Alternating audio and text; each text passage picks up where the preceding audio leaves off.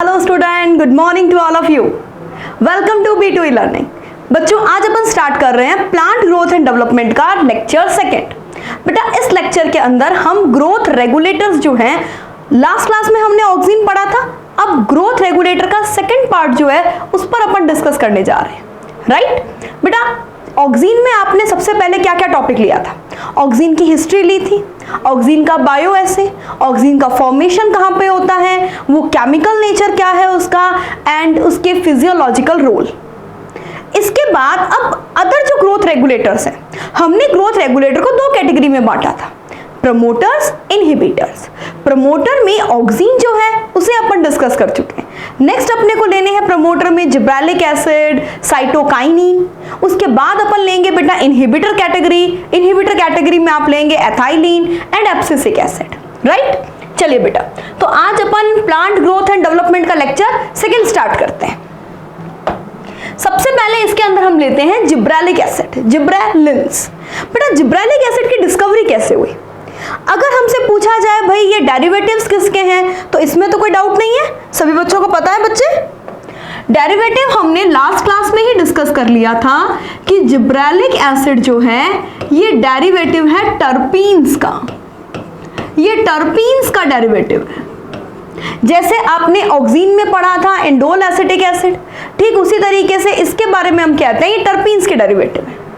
Next, अगर हमसे कोई पूछ ले कि इसकी हिस्ट्री क्या है, तो बेटा इसकी हिस्ट्री की स्टोरी है ना थोड़ी अलग है, थोड़ी सी आपको मतलब इंटरेस्टिंग स्टोरी लगेगी। कुछ जापान के कुछ राइस फार्मर्स थे, उन्होंने देखा कि राइस के कुछ प्लांट जो हैं वो एबनॉर्मल ग्रोथ कर रहे हैं। उन्होंने कहा भाई ये राइस के प्लांट तो बड़े अजीब है, मतलब अलग तरीके से लंबे होते जा रहे हैं, ऐसा क्या हो गया इनको? उन्होंने कह दिया कि ये जो सीड्स हैं ये फुलिश हो चुके हैं, ये सारी की सारी फुलिश सीडलिंग है। देखो आप स्क्रीन पर गौर करना, यहाँ पे देखो आपको दो तरह के राइस प्लांट दिखे हुए हैं। एक तो नॉर्मल राइस प्लांट है, ये नॉर्मल राइस प्लांट की ग्रोथ है, और एक इसके ठीक पास में देखो काफी बड़े से एबनॉर्मल से ग्रोथ वाले जो मतलब आपको प्लांट दिख रहे हैं। इनको क्या बोला गया? इनको बोला गया फुलिश सीडलिंग, यानी कि फुलिश सीडलिंग, जिसको वहां की लैंग्वेज में कहते थे बैकेने। तो ऐसा कहा गया कि ये बैकेने डिजीज से सफर्ड प्लांट है। बाद में पता चला कि वो प्लांट जो हैं उनको एक फंजाई ने मतलब क्या कर रखा है, डिजीज कर रखा है। वो फंजाई कौन सी थी? जिब्रेला फ्यूजिक्यूराई। और उस फ्यूजिक्यूराई, जिब्रेला फ्यूजिक्यूराई की वजह से, उसके सिक्रीशन की वजह से ये सारे के सारे प्लांट इस तरीके के हो गए थे। ठीक बात है। तो सबसे पहले अपन पढ़ते हैं कि इस डिजीज के बारे में देखा किसने। तो जापान के कुछ फार्मर्स ने, Japanese rice farmers, Japanese rice farmers ने ये एबनॉर्मल ग्रोथ जो है वो राइस प्लांट में देखी। एबनॉर्मल ग्रोथ, एबनॉर्मल ग्रोथ किसमें बच्चा? पैडी फील्ड के प्लांट्स में। और उन्होंने क्या बोला कि ये जो प्लांट है ये क्या हो गए हैं भाई, ये तो फुलिश हो चुके हैं। यानी कि उन्होंने बताया कि ये जो पर्टिकुलर पैडी फील्ड्स हैं, ये जो पर्टिकुलर पैडी प्लांट्स हैं, इनको एक डिजीज हो गई है। क्या डिजीज हो गई है? बैकेने डिजीज।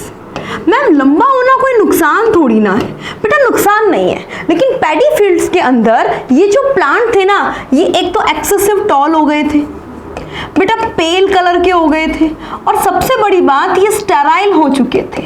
इनके अंदर सीड का फॉर्मेशन, फ्रूट का फॉर्मेशन नहीं हो रहा था, इसीलिए ये हमारे किसी काम के नहीं रहे थे। बैकेने डिजीज यानी कि फुलिश सीडलिंग, फुलिश सीडलिंग। फिर कहा गया भाई कि ये डिजीज हुई क्यों है, रीजन इसका ढूंढा गया।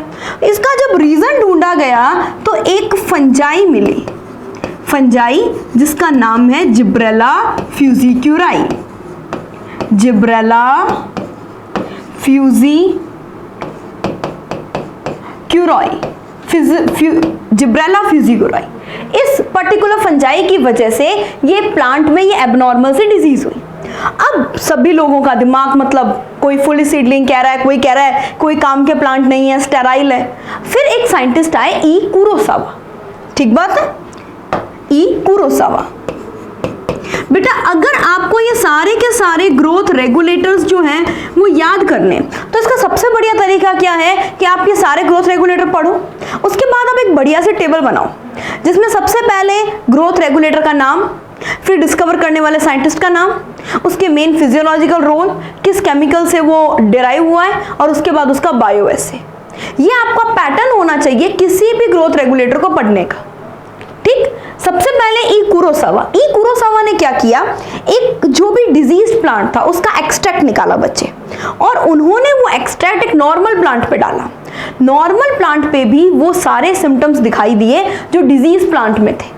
इसका मतलब कहीं ना कहीं उस फंजाई का एक्सट्रैक्ट में कोई ऐसा केमिकल है जो ये सारे काम करवा रहा है। ठीक है, इन्होंने क्या किया, इन्होंने देखा observed symptoms of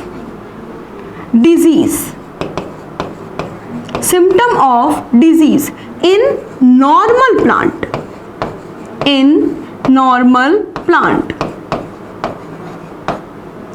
when they treated with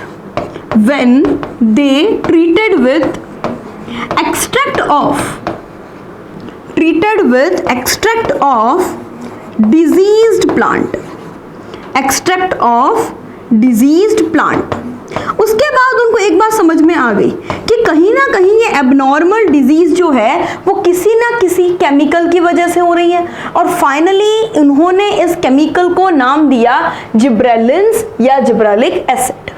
ठीक बात है बच्चा, ये राइस प्लांट के ऊपर क्या कंडीशन कर रहा है, उसको टॉल कर रहा है, उसको पेल कलर का कर रहा है, एबनॉर्मल ग्रोथ करवा रहा है, उसको स्टेराइल बना रहा है, लेकिन बाकी सभी प्लांट्स में ये कंडीशन हो ऐसा जरूरी नहीं है।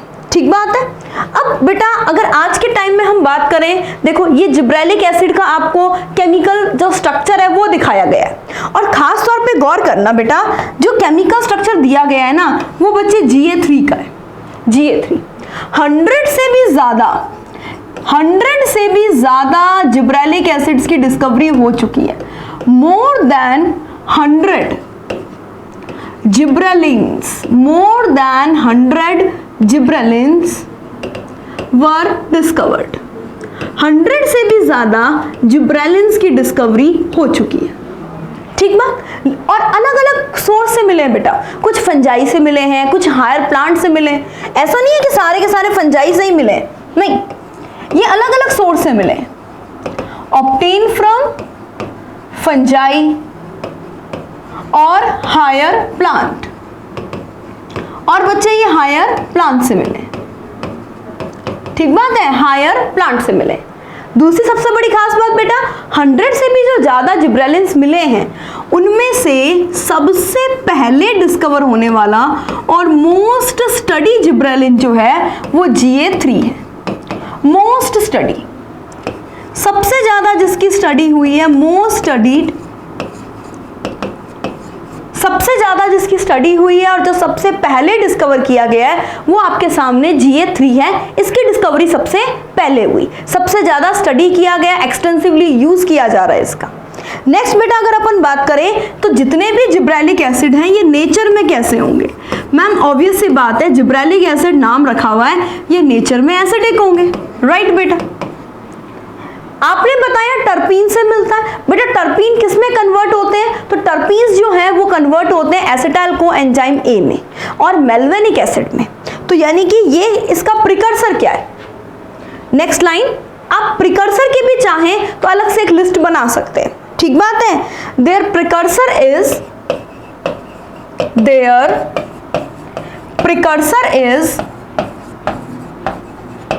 एसिटाइल को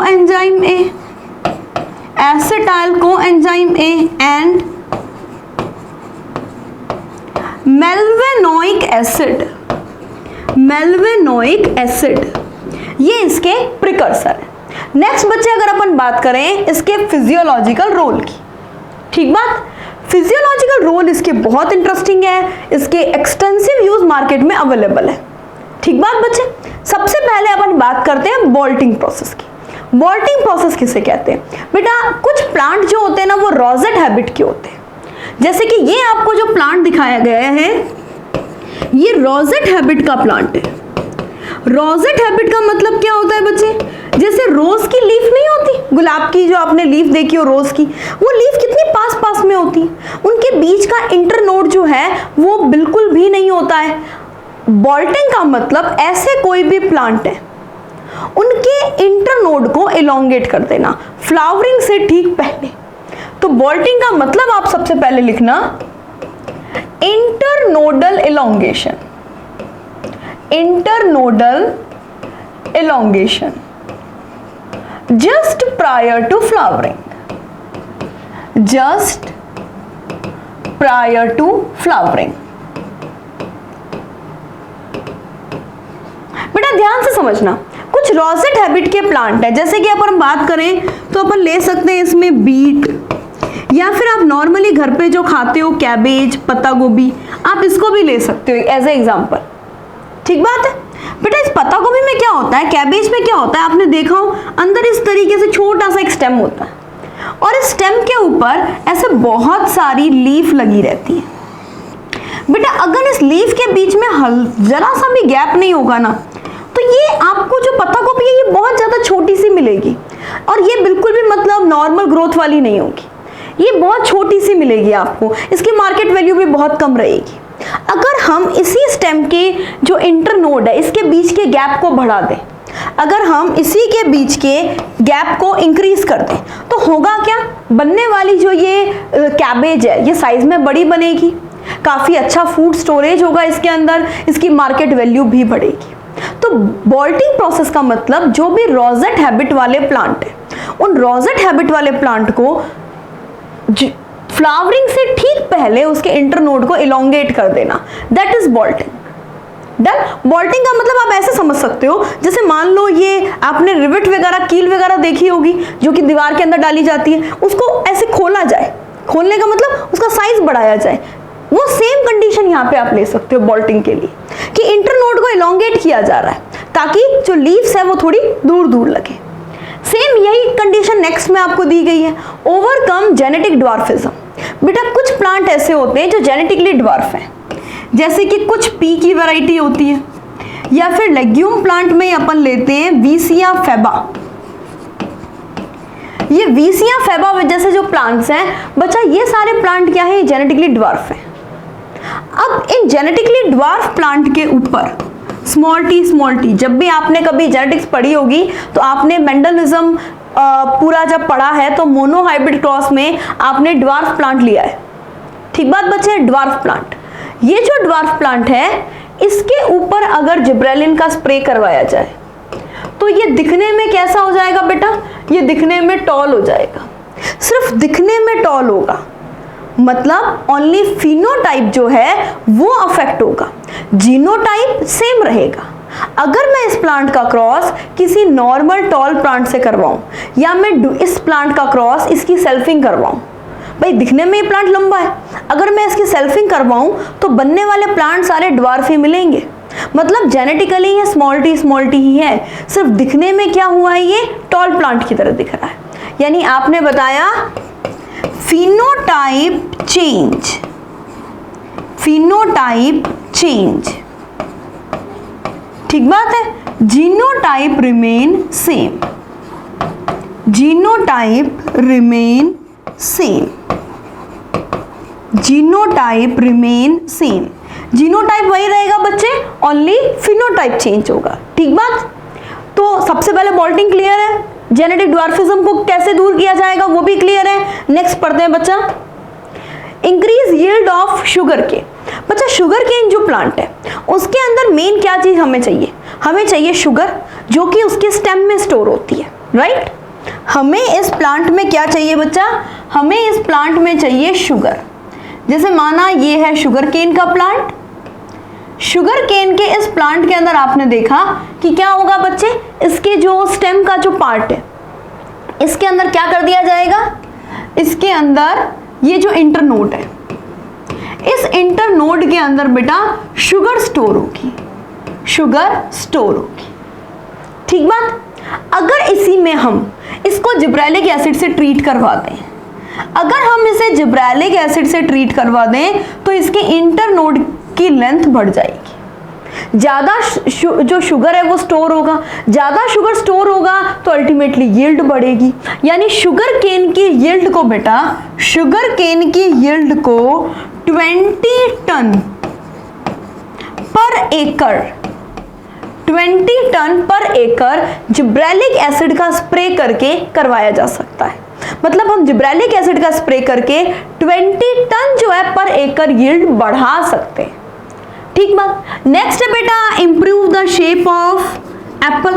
एक मार्केट में जो एप्पल आती है बच्चा, वो अगर उसी पर जिब्रेलिक एसिड का स्प्रे कर दे तो होगा क्या, अल्टीमेटली उसका जो साइज है वो इलोंगेट होगा। एक और खास बात सुनो, एप्पल से रिलेटेड एक और खास बात जो है वो अभी अपन थोड़ी देर में पढ़ेंगे, उसमें आएगा मार्केट पीरियड को एक्सटेंड करना, वो भी पढ़ेंगे। यहां पे सबसे पहले शेप को इंप्रूव करना इंटरनोड इलोंगेशन की वजह से, इंटरनोड इलोंगेशन की वजह से शेप इंप्रूव होगी। थोड़े बड़े बड़े सेब बनेंगे, मार्केट वैल्यू उसकी अच्छी मिलेगी। इस टाइप से जो सेब बन रहे हैं, स्टिकर वाले सेब आपने मार्केट में देखे होंगे, ये पर्टिकुलर, ये देखो लिखने में तो एप्पल ही लग रहा होगा, ये बनाया जाता है इस टाइप से। मतलब छोटे सेब जो होते हैं उस पर जिब्रेलिक एसिड का स्प्रे करके उसकी लेंथ जो है थोड़ा बढ़ा दिया जाता है। नेक्स्ट बेटा ग्रेप की यील्ड बढ़ती है। अब डायग्राम गौर करो, इस पर्सन के हाथ में क्या है, दो एक मतलब ग्रेप्स के बंचेस है। आप खुद देखो ये बंच काफी छोटा है, ग्रेप्स लगभग नंबर में उतने ही लग रहे हैं, लेकिन अगर हम मार्केट में लेने जाएं तो हम ये बड़ा वाला बंच जो है उसे पसंद करेंगे। हुआ क्या है, पहले जो एक्सिस है, एक्सिस ये काफी छोटी एक्सिस है, छोटी एक्सिस है तो इस पर लगने वाले ग्रेप्स काफी पास पास में लगे हुए हैं और साइज में भी काफी छोटे हैं, क्योंकि उनको ग्रो करने के लिए प्रॉपर स्पेस नहीं मिल रहा। अब आपने क्या किया, इसके ऊपर जिब्रेलिक एसिड का स्प्रे करवा दिया। बेटा जिब्रेलिक एसिड का स्प्रे करवाने की वजह से इस इंटरनोड की एक्सिस की लेंथ बढ़ गई। ठीक बात है बच्चे, इस इंटरनोडल एक्सिस की लेंथ जो है वो बढ़ गई है। अब बेटा इसके ऊपर जो ग्रेप्स लग रहे हैं वो साइज में बड़े हैं, थोड़े दूर पे लग रहे हैं, इसका मतलब उनका साइज भी इंप्रूव हुआ है और प्रॉपर स्पेसिंग के साथ में अच्छा खासा फूड वो स्टोर कर सकते हैं। यानी ग्रेप्स की यील्ड को बढ़ाने का काम भी जिब्रेलिक एसिड करता है। ये आपको इस डायग्राम से भी क्लियर हो रहा है, राइट। नेक्स्ट बेटा इसके और फिजियोलॉजिकल रोल लेते हैं आप, डिले सेनेसेंस। हाँ, इस पॉइंट पर अपन बात कर रहे थे। देखो बेटा, जब मार्केट में एप्पल आने का सीजन है, अगर उस वक्त सारे के सारे एप्पल सेम टाइम पर मैच्योर हो जाएंगे तो मार्केट में एप्पल, मतलब जैसे अब एप्पल आने का सीजन है तो उससे पहले क्या सारे एप्पल अगर सेम टाइम पे मैच्योर हो गए तो इसका मतलब तो वो सारे के सारे एप्पल मार्केट में एक साथ आएंगे। इससे किसान को, फार्मर को क्या प्राइस मिलेगा, प्राइस बहुत ही कम हो जाएगा बेटा। देखो अगर बहुत ज्यादा एक साथ अगर मार्केट में कोई चीज आए वो भी गलत है, और बहुत कम आए बच्चे वो भी गलत है। हम ये चाहते हैं कि भाई मॉडरेट कंडीशन हमेशा बनी रहे। यानी कि क्या किया जाएगा, जैसे मान लो ये एक प्लांट है, ठीक है बच्चा, ये एक प्लांट है, इस प्लांट के ऊपर ये एप्पल लगे हुए हैं, ठीक है, इस प्लांट के ऊपर ये एप्पल लगे हुए हैं, सपोज टोमेटो एप्पल कुछ भी आप मान लो, ये एप्पल लगे हुए हैं, ठीक है। अब ये करेगा क्या, कुछ एप्पल जो होंगे वो तो ले लिए जाएंगे, मतलब किसान उसको लेके मार्केट में सप्लाई करेगा, ओके। लेकिन बाकी जो रिमेनिंग जितने भी एप्पल्स हैं जो अभी पूरी तरीके से मैच्योर नहीं हुए हैं, उनके ऊपर जिब्रेलिक एसिड का स्प्रे कर दिया जाएगा, उनके ऊपर जिब्रेलिक एसिड का स्प्रे कर दिया जाएगा। ये जिब्रेलिक एसिड क्या करेंगे, उसके मार्केट पीरियड को एक्सटेंड कर दिया, मतलब एक साथ सारे एप्पल मार्केट में नहीं गए, वो एप्पल धीरे धीरे मार्केट में जाएंगे, एक साथ सारे के सारे नहीं जाएंगे। इससे जो फार्मर है उसे भी अपनी प्रॉपर जो प्राइस है वो मिल जाएगी, और मार्केट में भी लंबे टाइम तक, जैसे अप्रैल के मंथ में आए, सपोज मैं एग्जांपल ले रही हूँ, फिर सारे के सारे एप्पल अगर अप्रैल के मंथ में ही आ गए तो हमें तो सिर्फ 1 महीना मिलेगा ना एप्पल खाने को, और यही वो कुछ अप्रैल में आ रहे हैं, कुछ मई में आ रहे हैं, कुछ जून में आ रहे हैं, कुछ जुलाई में आ रहे हैं, तो मार्केट पीरियड एक्सटेंड हो गया। एक तो वो फ्रूट जो है वो लंबे टाइम तक मार्केट में बना रहेगा, दूसरी खास बात क्या है, वो जो फार्मर है उसे भी प्रॉपर यील्ड मिलेगी। तो ये क्या करते हैं, सेनेसेंस को डिले करते हैं। सेनेसेंस मतलब किसी चीज का बूढ़ा होना या प्लांट से सेपरेट हो जाना, उसको डिले करेंगे। इससे क्या होगा बच्चे, लिख लेना आगे, मार्केट पीरियड जो है, मार्केट पीरियड एक्सटेंड होता है, मार्केट पीरियड एक्सटेंड होता है। ये कंडीशन देखी जाएगी एप्पल में, ठीक बात, कोई दिक्कत तो नहीं। तो फ्रूट्स जो है आपको दिया भी गया, फ्रूट जो है वो ट्रीज पर लंबे टाइम तक लगे रहेंगे, इससे मार्केट पीरियड जो है वो बढ़ेगा। नेक्स्ट बेटा, माल्टिंग प्रोसेस जो है उसको स्पीड अप करते हैं। माल्टिंग प्रोसेस क्या होती है? आप सबने अल्कोहल फॉर्मेशन के बारे में सुना है, उसमें आपने सुना है कि अलग अलग सबस्ट्रेट जो है उसे काम में लिया जाता है। जैसे कोई सबस्ट्रेट लिया गया, बार्ले इंडस्ट्री जो अल्कोहल इंडस्ट्री है, उसमें बार्ले जो होता है बेटा, जौ जो होता है बार्ले, उसको पानी में डाला जाता है और उसका सारा का सारा बार्ले का एक्सट्रैक्ट उस वाटर में आ जाता है, उसे बोलते हैं माल्ट। तो ये ब्रूइंग इंडस्ट्री जो है उसमें काम में लिया जाता है। ब्रूइंग इंडस्ट्री में क्या किया जाता है बेटा, ये जैसे कि जितने भी ये सीरियल्स हैं, सीरियल्स, इन सीरियल्स के अंदर जो स्टार्च है इसके ऊपर Ga3 इसको डाला जाता है। Ga3 डालने की वजह से क्या होता है, ये इस सीरियल्स के अंदर एक एंजाइम बनता है अल्फा एमाइलेज। ये अल्फा एमाइलेज के बनने को प्रमोट करेगा और वो अल्फा एमाइलेज क्या करेगा, स्टार्च को तोड़ेगा और स्टार्च को तोड़ के क्या करेगा, इसे माल्टोज में कन्वर्ट कर देगा और वो माल्टोज धीरे धीरे वाटर में आके माल्ट का फॉर्मेशन करेगा, फिर उसका आगे फर्मेंटेशन करके उससे ब्रूइंग इंडस्ट्री में काम में लिया जाएगा।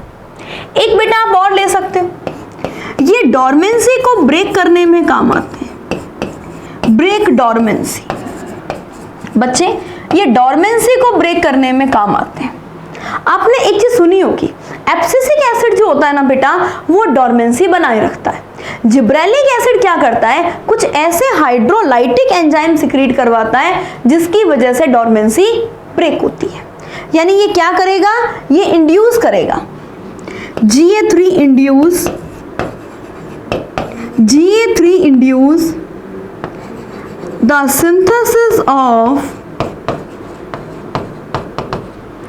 Synthesis of hydrolytic enzyme. Hydrolytic enzyme जो है उसके बनने को बढ़ाया जाएगा, जैसे कि बच्चे alpha amylase, just like protease. इसकी वजह से सीड डॉर्मेंसी जो है वो ब्रेक होगी। इसका मतलब इस फंक्शन के बेस पर वो किसकी तरह काम कर रहा है बच्चे, वो काम कर रहा है एंटी जीए की तरह। एब्सिसिक एसिड क्या करता है, डॉर्मेंसी बनाए रखता है और ये एंटी एपीए की तरह काम कर रहा है। एब्सिसिक एसिड क्या कहता है, डॉर्मेंसी बनी रहे, स्ट्रेस कंडीशन में वो सीड की डॉर्मेंसी बनाए रखता है और ये क्या कर रहा है, डॉर्मेंसी को ब्रेक करवा रहा है। तो अब आपके सामने सारे के सारे जिब्रेलिक एसिड के जितने भी फिजियोलॉजिकल मेन रोल्स हैं वो सारे आ चुके हैं। अगर आपको इसका बायो ऐसे पढ़ना है बेटा, तो एक तो ये जो हमने अल्फा एमाइलेज की एक्टिविटी पढ़ी है ना, ये एक बायो ऐसे में आता है। और एक बेटा जो P plant, dwarf P plant को लंबा करना अपन ने देखा था, ड्वार्फ पी मेज टेस्ट, ये भी इसका बायो ऐसे में काउंट होता है। तो सबसे पहले बच्चे इसके सारे फिजियोलॉजिकल रोल देख लेते हैं। एक आप चाहें तो अलग से इसका पॉइंट एज ए बायो ऐसे भी लिख सकते हैं। इसके दो मेन बायो ऐसे हैं बच्चे, दो मेन बायो ऐसे। एक तो हो गया barley endosperm test, barley endosperm test, barley endosperm test. ये किसकी वजह से हो गया, अल्फा एमाइलेज एक्टिविटी की वजह से। ये इस हाइड्रोलाइटिक एंजाइम के बनने को बढ़ाता है, इस वजह से हो जाएगा। एक एक्टिविटी आपने बताई, इसकी आ जाएगी dwarf pea and maize test, dwarf pea and maize test. ये बेटा जो ड्वार्फिज्म को इंप्रूव करने का इसका था, इंटरनोड इलोंगेशन के बेस पर दिया गया है, based on internodal elongation, internodal elongation. अब बेटा जो सबसे सही तरीका है सारे के सारे फिजियोलॉजिकल रोल को रिवाइज करने का, उस तरीके पे आओ। सबसे पहला आपने इसका क्या तरीका पढ़ा था बेटा, सबसे पहले आपने पढ़ा था बोल्टिंग, तो आप एक काम करो ना, आप यहां पे लिखो बच्चे बोल्टिंग, ठीक है। इस पे सबसे पहला क्या लिखो बेटा, बोल्टिंग। तो एक रोल हमने लिख लिया इसमें, बोल्टिंग। नेक्स्ट जेनेटिक ड्वार्फिज्म को ओवरकम करना, राइट। तो एक और लिख लो इसमें, ओवरकम जेनेटिक ड्वार्फिज्म। कुछ प्लांट ऐसे होते हैं जो जेनेटिकली क्या है, ड्वार्फ है, ये उनको फिनोटिपिकली क्या कर देगा, लॉन्ग कर देगा। इंप्रूव जेनेटिक ड्वार्फिज्म, ठीक बात। नेक्स्ट आपने क्या पढ़ा था, शुगर केन की यील्ड को बढ़ाना, एप्पल की शेप को बढ़ाना, ग्रेप्स की यील्ड को बढ़ाना, तो वो सब लिखो। नेक्स्ट आप लिखो बेटे improve yield, improve yield. Improve yield किस किस के यील्ड को बढ़ा रहा है, मैम एक तो शुगर केन के यील्ड को बढ़ा रहा है, मान गए बच्चे। उसके अलावा आपने बताया ये एप्पल की शेप को इंप्रूव करेगा, एप्पल की शेप को इंप्रूव करेगा, एप्पल शेप।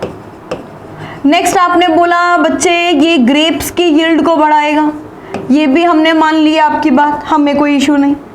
नेक्स्ट बच्चे अगर हमसे पूछा जाए तो बेटा एक इसका यूज आप और ध्यान में रखना, बेटा जितने भी जिम्नोस्पर्मिक प्लांट है उनमें ये मैच्योरिटी को बढ़ाता है। अर्ली मैच्योरिटी इन कॉर्निफर, ये लिखना बच्चे, अर्ली मैच्योरिटी इन कॉर्निफर। बेटा कॉर्निफर प्लांट में पता है क्या होता है, 2-3 साल तक सीड मैच्योर नहीं होते। अगर किसी भी इंसान ने पाइनस को ग्रो करवा रखा है, उसके सीड तो 2-3 साल तक मैच्योर ही नहीं होंगे, फिर क्या मतलब भाई उसका, उसके हमें यील्ड कैसे मिलेगी। तो ये उसकी मैच्योरिटी को इंप्रूव करता है। उसके अलावा सेनेसेंस को डिले करता है बच्चे, आपने पढ़ा था सेनेसेंस को डिले करता है, मार्केट पीरियड को एक्सटेंड करता है, डिले सेनेसेंस, ये पढ़ चुके हैं बच्चे अपन, कोई इशू नहीं है इसमें। डिले सेनेसेंस ब्रूइंग इंडस्ट्री में काम आता है बच्चे, ब्रूइंग इंडस्ट्री में काम आता है, यानी अल्फा एमाइलेज की एक्टिविटी को बढ़ाता है, ठीक बात। अगर बच्चे कुछ एक्स्ट्रा यूज अगर आपको पढ़ने हो तो एक चीज यह ध्यान रखना, जिब्रेलिक एसिड जो है वो हमेशा मेल फ्लावर के नंबर को बढ़ाता है, मतलब ये एंड्रोजेनिक प्रॉपर्टी का होता है, increase number of male flower, ये प्लांट में मेल फ्लावर को बढ़ाता है, ठीक बात, इसमें कोई दिक्कत नहीं। उसके अलावा बच्चे कई बार क्या होता है कि एलडीपी प्लांट है, एलडीपी प्लांट को ग्रो करने के लिए क्या चाहिए, लॉन्ग डे कंडीशन, आगे अपन फोटोपीरियडिज्म में पढ़ेंगे, वो लॉन्ग डे कंडीशन हम नहीं दे पा रहे, तो इस ऐसी कंडीशन में जिब्रेलिक एसिड क्या करेगा, लॉन्ग डे प्लांट में फ्लावरिंग प्रोड्यूस करेगा। तो आपने ये भी बताया induce flowering in long day plant, flowering in long day plant. बेटा ये सब्स्टिट्यूट की तरह काम करता है, आपने बताया ये एक वर्नलाइजेशन का सब्स्टिट्यूट भी हो सकता है। तो इस तरीके से जिब्रेलिक एसिड के बहुत सारे रोल्स जो हैं वो आपके सामने हैं। इस तरीके से आप एक फ्लो चार्ट बनाओ और सारे के सारे यूज जो है ना वो जिब्रेलिक एसिड के लिख लो अपनी कॉपी में। चलिए बेटा नेक्स्ट अपन आते हैं एक और इंटरेस्टिंग हार्मोन जिसका नाम है साइटोकाइनिन। बेटा नाम देखो साइटोकाइनिन, मतलब ऐसा कोई ग्रोथ हार्मोन जो साइटोकाइनेसिस को प्रमोट करे। साइटोकाइनेसिस किसे कहते हैं बेटा, सेल डिवीजन। तो यानी कि ये कौन सा हार्मोन हो गया जो कि साइटोकाइनेसिस को प्रमोट करेगा, ठीक बात है। आपने बताया promote cytokinesis, cytokinesis means cell division को प्रमोट करेगा, दैट इज साइटोकाइनिन। अब कौन सा ऐसा पर्टिकुलर साइंटिस्ट है जिन्होंने इस पर काम किया, तो बेटा ध्यान रखना साइंटिस्ट स्कुग एंड मिलर। मीन्स जो स्कुग है उनकी एक लैब थी, उसमें वो सेल डिवीजन को प्रमोट करने वाले फैक्टर्स के बारे में पढ़ रहे थे कि भाई कौन कौन से ऐसे पर्टिकुलर फैक्टर्स हैं जो कि एक पर्टिकुलर सेल डिवीजन को प्रमोट करेंगे। उन्होंने क्या किया, एक रैंडम, देखो जितने भी ग्रोथ हार्मोन की डिस्कवरी है ना ये सारी बाय चांस डिस्कवरी है बच्चे, ये सारी की सारी बाय चांस डिस्कवरी है, ये सब सर्पेंडिटी आपने पढ़ा। तो उन्होंने क्या किया, एक बार हैरिंग फिश के डीएनए को गलती से कल्चर मीडियम में डाल दिया। कल्चर मीडियम में जब उन्होंने डाल दिया तो उन्होंने देखा कि इस डीएनए को डालने की वजह से तो ग्रोथ बहुत जबरदस्त हुई है। नॉर्मली कैलस की ग्रोथ उतनी नहीं हो रही थी, लेकिन जैसे ही उन्होंने उसके अंदर पर्टिकुलर डाला, ये साइटोकाइनेसिस प्रमोटिंग फैक्टर डाला, तो बहुत जबरदस्त ग्रोथ हुई।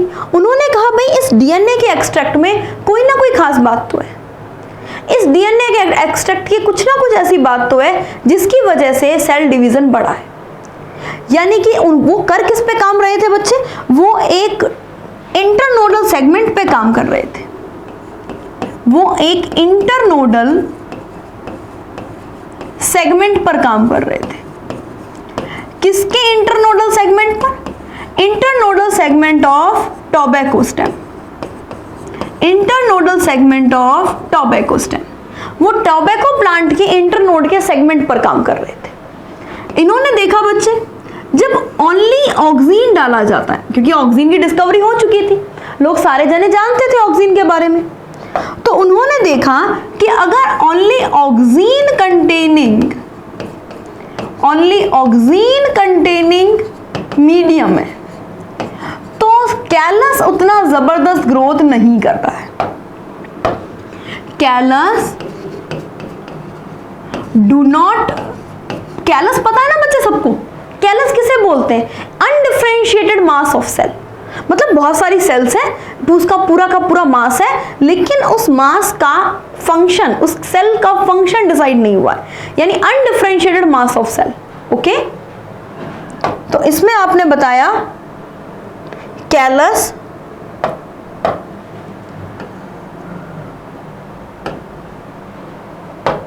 हाँ जी, कैलस डू नॉट प्रोलिफेरेट,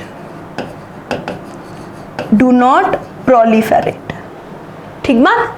कैलस जो है वो प्रॉपर तरीके से प्रोलिफेरेट नहीं करता, ठीक। लेकिन अगर उसी मीडियम में ऑक्सीन के साथ में कोई और सप्लीमेंट्री चीज डाल दी, कोई और सप्लीमेंट्री चीज जैसे कि डीएनए का एक्सट्रैक्ट, जैसे उन्होंने डाला हैरिंग फिश का एक्सट्रैक्ट गलती से डाल दिया था, एक हैरिंग फिश थी उसके स्पर्म का डीएनए जो है वो डाल दिया। बच्चे डीएनए में ऐसा क्या रहा होगा, क्या आप सोच सकते हो? बेटा अपन ने लास्ट क्लास में पढ़ा था कि साइटोकाइनिन क्या होते हैं? एडिनिन डेरिवेटिव होते हैं, राइट बच्चे। साइटोकाइनिन जो है वो एडिनिन डेरिवेटिव होते हैं। इट मीन्स उस डीएनए एक्सट्रैक्ट के अंदर कहीं ना कहीं एडिनिन कंपाउंड रहा है, इस वजह से उसने ग्रोथ को बढ़ाया है। तो उन्होंने बोला कि या तो आप यहाँ पे एक्सट्रैक्ट काम में लो, एक्सट्रैक्ट ऑफ वेस्कुलर टिश्यू। उन्होंने देखा भाई जैसा कंपाउंड डीएनए में वैसा और कहाँ मिलता है, वेस्कुलर टिश्यू के एक्सट्रैक्ट में मिलता है बच्चे, जहां जहां डीएनए मिला उन्हें। यीस्ट के एक्सट्रैक्ट में हो सकता है बच्चे, बेटा कोकोनट मिल्क हो सकता है, कोकोनट मिल्क, या फिर अगर देखा जाए बच्चे तो डीएनए एक्सट्रैक्ट, जैसा कि उन्होंने काम में लिया था। और ये डीएनए एक्सट्रैक्ट किसका था? हैरिंग फिश के स्पर्म का डीएनए था, ठीक बात है। आपको इसमें दिया भी गया है कि स्कुग और मिलर ने सबसे पहले क्रिस्टलाइज किया, आइडेंटिफाई किया। क्या आइडेंटिफाई किया बच्चे? साइटोकाइनेसिस प्रमोटिंग फैक्टर, और उसको नाम क्या दिया था? काइनेटीन नाम दिया था। इन्होंने देखा अगर ऑक्सीन के साथ में ये सारा मटेरियल डाला जाता है तो वो कैलस जो है वो बहुत इजीली क्या होता है? प्रोलिफेरेट होता है, बहुत इजीली क्या करता है? ग्रोथ करता है, बहुत इजीली क्या होता है?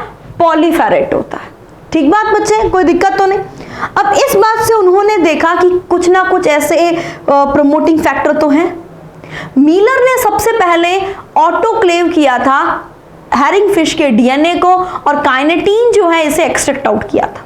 पर उस वक्त एक चीज क्लियर हो गई थी कि काइनेटीन किसी भी नेचुरल सोर्स से नहीं मिल रहा। एक चीज क्लियर हुई बच्चे कि काइनेटीन जो है वो किसी भी नेचुरल सोर्स से नहीं मिल रहा था। लेकिन बाद में कुछ साइंटिस्ट ने नेचुरल सोर्स, जैसे कि बच्चे आपने बताया कोकोनट मिल्क, या फिर बेटा कॉर्न कॉर्न कर्नेल, इससे एक नेचुरल सब्सटेंस जो है वो ऑब्टेन किया और उस नेचुरल सब्सटेंस का नाम रखा जिएटिन। जिएटिन जिया मेज से रिलेटेड है बच्चा। जो कॉर्न कर्नेल है यानी मक्के का जो कर्नेल है पूरा, उससे मटेरियल मिला, दैट इज जिएटिन। ये जिएटिन जो है ये भी साइटोकाइनेसिस प्रमोटिंग फैक्टर है। साइटोकाइनेसिस प्रमोटिंग फैक्टर है। साइटोकाइनेसिस प्रमोटिंग सब्सटेंस है। ऐसे बेटा बहुत सारे अलग अलग सब्सटेंस आर्टिफिशियली भी मिले, जैसे कि बेंजोइल अमीनोप्यूरिन, वो भी क्या है, एक तरीके से साइटोकाइनेसिस प्रमोटिंग फैक्टर है। काइनेटीन जो है वो अलग सोर्स से मिला, नेचुरल सोर्स से हमें जिएटिन मिल गया। इन सबको मिला के क्या बोला गया, साइटोकाइनेसिस प्रमोटिंग फैक्टर बोला गया। ठीक बात। अब नेचुरल साइटोकाइनिन्स कहाँ पे मिलते हैं, जहाँ पे सेल डिवीजन बहुत ही बढ़िया होती है। अब सेल डिवीजन शानदार कहाँ पे होती है, रूट एपेक्स पर, डेवलपिंग शूट बड पर और यंग फ्रूट्स पर। इसमें एक बच्चा लाइन नोट लगा के लिख लेना कि रूट टिप जो है, root tip are major site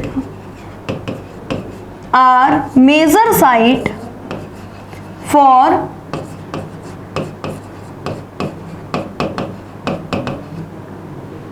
cytokinins development. ये साइटोकाइनिन के डेवलपमेंट की सबसे मेजर साइट है, दैट इज रूट टिप। ठीक बात है बच्चे, यहां तो कोई दिक्कत नहीं। लास्ट क्लास में आप इसका सोर्स भी पढ़ चुके हैं। एडिनिन डेरिवेटिव्स होते हैं N6 फॉर्फ्यूराइल अमीनो प्यूरिन, उससे मिलते हैं बेटा। अब इसके फिजियोलॉजिकल रोल पर आते हैं।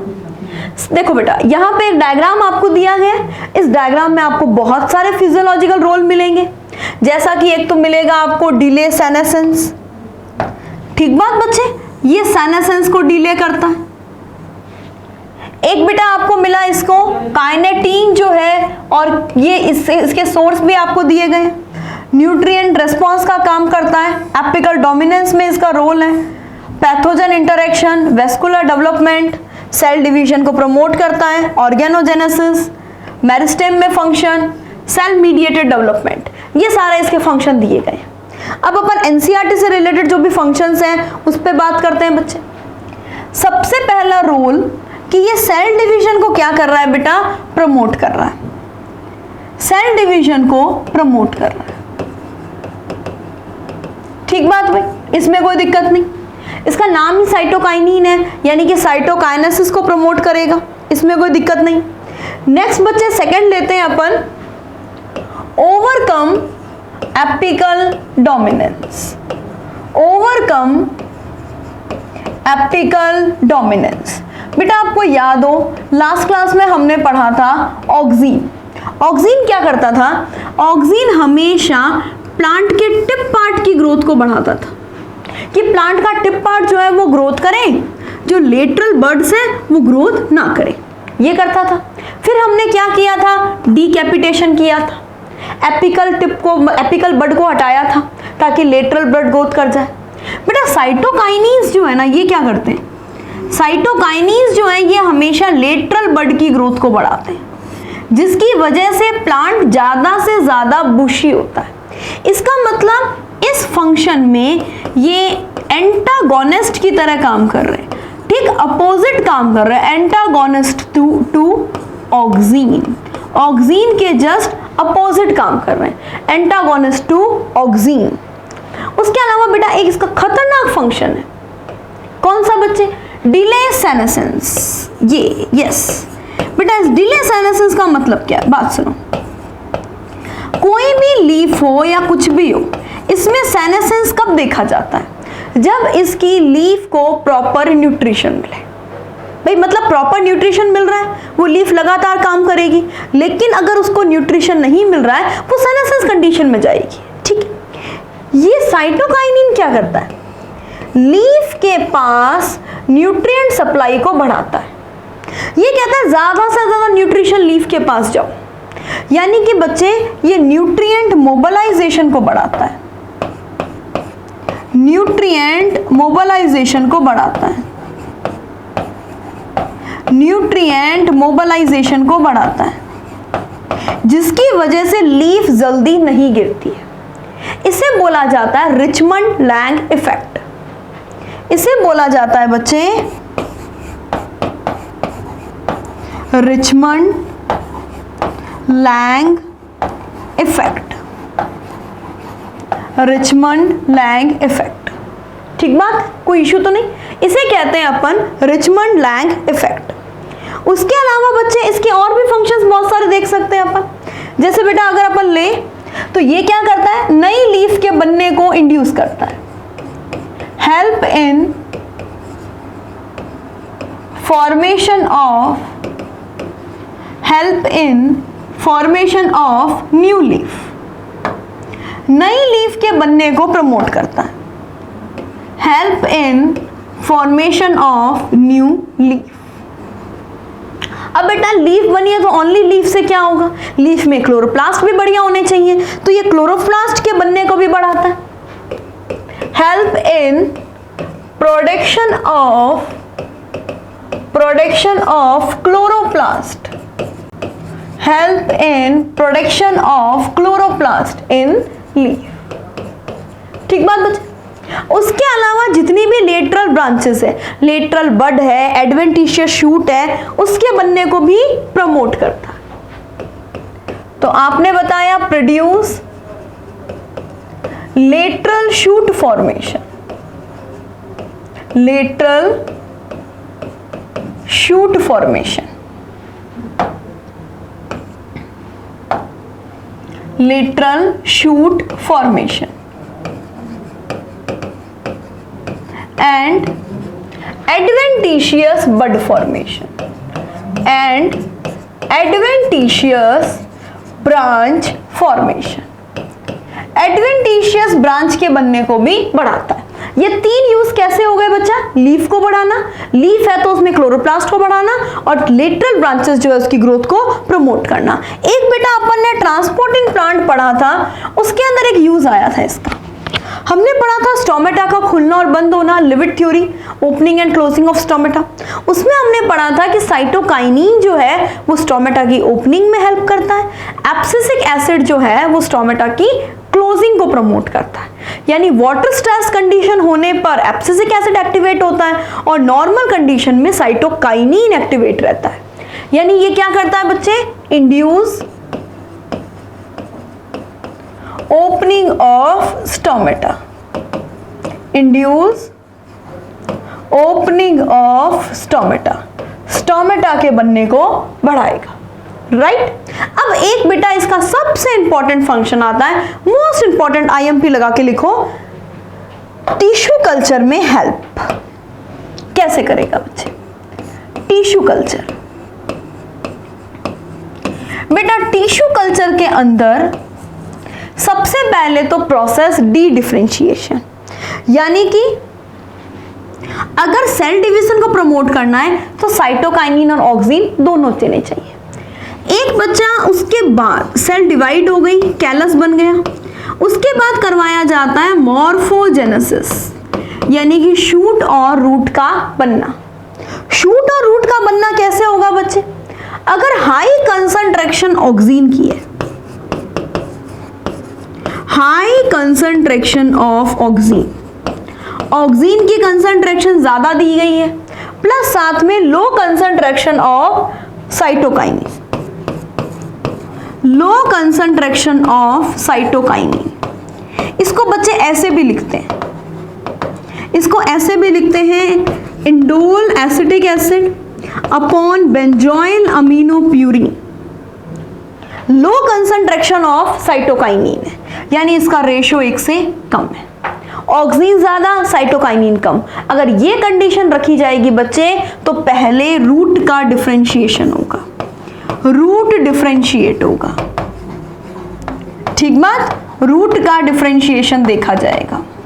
लेकिन बच्चे अगर कंडीशन इसकी अपोजिट कर दो आप, ऑक्सिन अपॉन साइटोकाइनिन, इसका रेशियो आप 1 से ज्यादा कर दो, मतलब 1 से कम कर दो, तो साइटोकाइनिन ज्यादा हो गया, और ऐसी कंडीशन में आप पहले शूट का डिफरेंशिएशन देखेंगे, आप पहले शूट का डिफरेंशिएशन देखेंगे। ये कंडीशंस पाई जाती है। ठीक बात है बच्चे। तो इस तरीके से आपको अलग अलग कंडीशंस जो है वो देखने को मिलती हैं। अब बेटा अपन इस साइटोकाइनिन के रोल को ओवरऑल देख लेते हैं कि भाई क्या क्या यूज थे। सबसे पहले बच्चा आपने बोला कि काम आता है सेल डिवीजन में, तो एक इसका मोस्ट इंपॉर्टेंट यूज आ गया सेल डिवीजन। ठीक बात। नेक्स्ट आपने बोला कि ये एपिकल डोमिनेंस को कम करने में काम आता है, ओवरकम एपिकल डोमिनेंस। इस वजह से बेटा देखो सेल डिवीजन को प्रमोट कर रहा है, दैट मीन्स ये ऑक्सिन के सिमिलर काम कर रहा है, अगोनिस्ट। लेकिन एपिकल डोमिनेंस में उसके अगेंस्ट काम कर रहा है ऑक्सिन के, दैट मीन्स एंटागोनिस्ट। फिर बच्चे Richmond Lang effect nutrient mobilization को बढ़ाता है, जिसे हम कह रहे हैं रिचमंड लैंग इफेक्ट। बहुत इंपॉर्टेंट पॉइंट है, Richmond Lang effect, nutrient mobilization. ठीक बात है, रिचमंड लैंग इफेक्ट। नेक्स्ट बच्चे आपने बताया कि ये लीफ के बनने को बढ़ाएगा। अगर बच्चे लीफ बन गई है तो ये क्लोरोप्लास्ट के बनने को बढ़ाएगा। फिर बेटा ये एडवेंटिशियस बड के बनने को बढ़ाएगा, एडवेंटिशियस बड के बनने को बढ़ाएगा, लेटरल ब्रांचेस के बनने को बढ़ाएगा। इसमें कोई इशू नहीं बेटा। फिर बेटा ये स्टोमेटा की ओपनिंग में भी काम करता है, ओपनिंग ऑफ स्टोमेटा।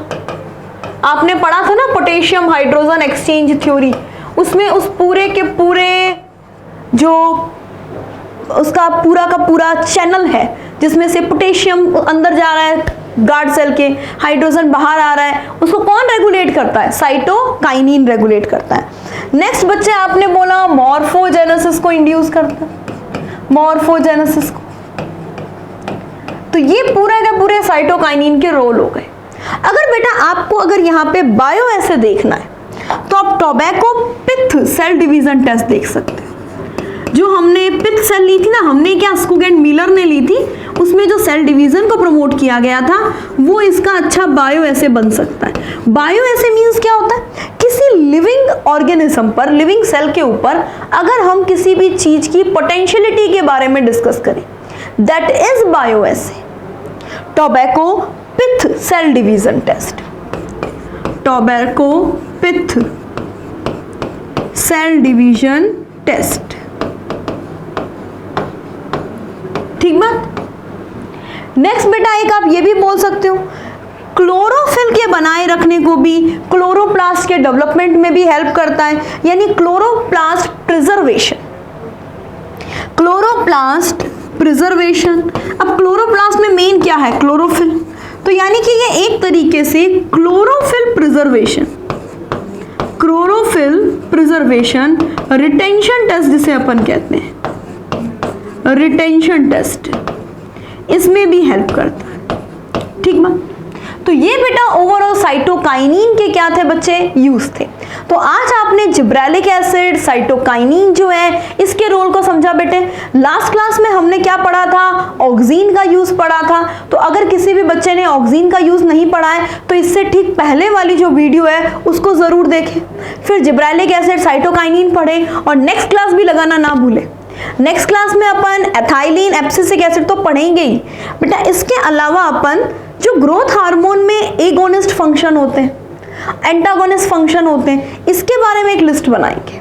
और ओवरऑल जो जितने भी हार्मोन है उसके बायो ऐसे की एक प्रॉपर लिस्ट इसके साथ अपन डिस्कस करेंगे। Okay, all the best and thank you बच्चे।